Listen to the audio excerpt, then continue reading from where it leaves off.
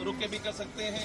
इसी तरह ये जो हम एहराम की जो चादर पहन रखे हैं, अगर इसको ज़रूरत हो, जैसे हम गुस्ल करने की ज़रूरत हो तो गुस्ल भी कर सकते हैं, लेकिन शर्त यह है कि बदन को न मले।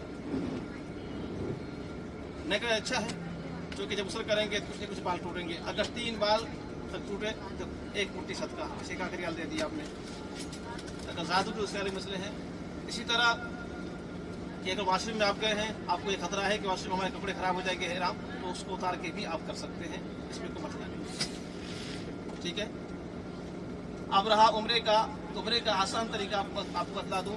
सबसे आसान तरीका उम्रे का ये है कि आप होटल से आप जाएं तो बस मिल जाती है, बस से आप हरम जाएं और आप जब मस्जिद में दाखिल हों तो आप बिस्मिल्लाहि वस्सलातु वस्सलाम अला रसूलिल्लाह अल्लाहुम्मा फ़्तह ली अबवाब रहमतिक पढ़ लें।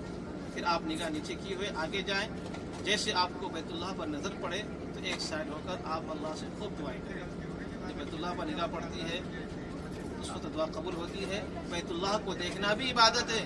रोज़ाना 120 रहमतें बैतुल्लाह पर नाजिल होती है, 120, जिसमें से 60 रहमतें तवाफ़ करने वाले पर, 60 रहमतें तवाफ़ करने वाले पर नाजिल होती है और 40 रहमतें वहाँ पर नमाज पढ़ने वाले पर, और 20 रहमतें सिर्फ बैतुल्लाह को देखने वाले पर नाजिल होती है। उधर भी आके बोलूँगा इंशाल्लाह, उधर लौटा दूंगा इस बात को।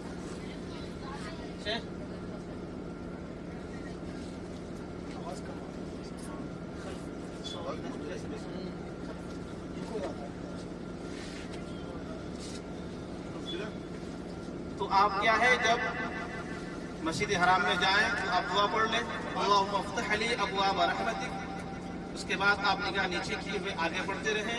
जब बैतुल्लाह पर आपकी निगाह पड़े तो अल्लाहु अकबर पढ़ लें। अपनी ज़ुबान में कह लें कि अल्लाह इस घर की अज़मत और हुर्मत को और बढ़ा दीजिए, इस घर की अज़मत और हुर्मत और शराफत को और बढ़ा दीजिए।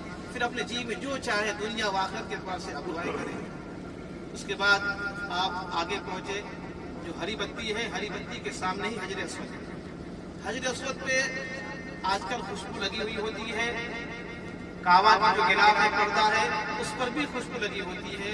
जो मकाम इब्राहिम है, जो शीशे में घेर रखे हैं, वो मकाम इब्राहिम वो पत्थर है, इस पर सैयदना हजरत इब्राहिम अलैहिस्सलातु वस्सलाम उस पर खड़े होकर बैतुल्लाह की तामीर फरमा रहे थे। इस पर आपके कदम मुबारक के निशान मौजूद है, आपके पैर मुबारक के निशान उस पत्थर पर मौजूद है, उस पर भी खुशबू लगी हुई है। तो बेहतर यह है कि आप हरी बत्ती के सामने दूरी से खड़े होके आप जैसे नमाज में हाथ उठाते हैं, इस तरह हाथ उठा के आप ये तसव्वुर कर लें कि मैं अपने हाथ को हजरे अस्वद पर रखे हुआ हूँ। बिस्मिल्लाहि अल्लाहु अकबर वस्सलातु वस्सलाम अला रसूलिल्लाह। अगर याद हो तो अल्लाहुम्मा ईमाना बिक व तस्दीक़न बि किताबिक व वफ़ाअन बि अहदिक व इत्तिबाअन लिसुन्नति नबिय्यिका सल्लल्लाहु अलैहि वसल्लम, ये पढ़ लें। फिर आप मुड़ जाएं, तवाफ शुरू करते हैं। ये याद रहे कि तवाफ करते वक्त हम बैतुल्लाह को न देखें। तवाफ ये नमाज की तरह है। क्या है? नमाज की तरह है। तो तवाफ करते हुए हम क्या करें? हम बैतुल्लाह को हमने देखें। निगाह गोलाई में नीचे, अगर इत्तेफाकी नजर पड़ जाए तो कोई मसला नहीं है। और ये भी याद रहे कि तवाफ करते हुए सीना न फिरे। अगर सीना फिरता है तो वो चक्कर हमारा नहीं माना जाएगा। सीना अगर फिरता है काबा की तरफ तो फिर वो तवाफ का चक्कर नहीं माना जाएगा। इसलिए अगर भूल में भी हो जाए तो आप पीछे हो जाए। मसलन यहाँ से आप सीना फिर के वहां चले गए तो पीछे मुड़ के उसको लौटा लेते। इसी तरह तवाफ के लिए वजू शर्त है। तवाफ के लिए वजू शर्त है।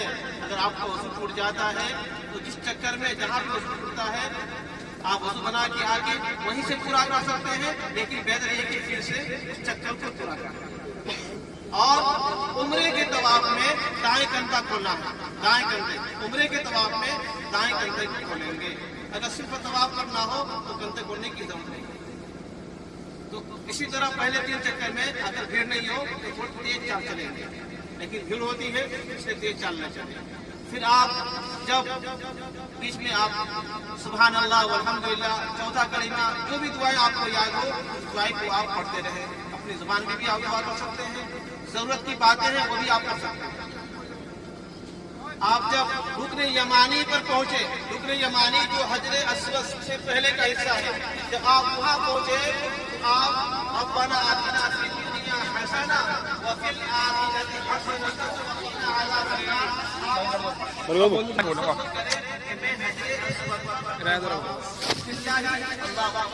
क्या नाम है? जन्नत ट्रैवल छोटी छोटी वीडियो बनाओ ना।